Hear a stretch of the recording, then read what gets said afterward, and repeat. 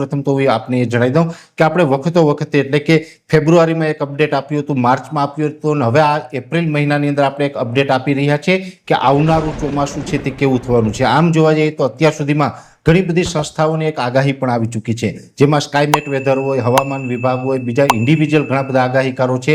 એમાં ઘણા બધા મિત્રોનું તો એવું પણ માનવું છે કે આવનારું ચોમાસું છે નબળું થવાનું છે। પણ હવે આપણું જે અનુમાન છે એ આપણે રજૂ કરવાનું છે। જે વ્યક્તિગત હું જે અલગ અલગ માધ્યમોથી જે પ્રિડિક્શન કરતો હોય છે એ પ્રિડિક્શન મુજબ જોવા જઈએ તો ચોમાસું છે તે નબળું નથી, એટલે કે કાંઈ દુષ્કાળ પડવાનો નથી, એટલે એમાં કોઈ ચિંતા કરવાની જરૂર નથી, અથવા તો બહુ ઓછા વરસાદ પડે એવી પણ ઘટના બનવાની નથી। વર્ષ છે એ સાધારણ રહેવાનું છે। સાધારણ આમ જોવા જઈએ તો સામાન્ય ચોમાસું જેને આપણે કહેતા હોય છે, સામાન્ય ચોમાસું કેને કહેવાય તો કે જે ચોમાસા દરમિયાન વર્ષ આખાની અંદર 96% થી લઈને 106% સુધીના વરસાદ પડે એને આપણે સામાન્ય ચોમાસું કહેતા હોય છે।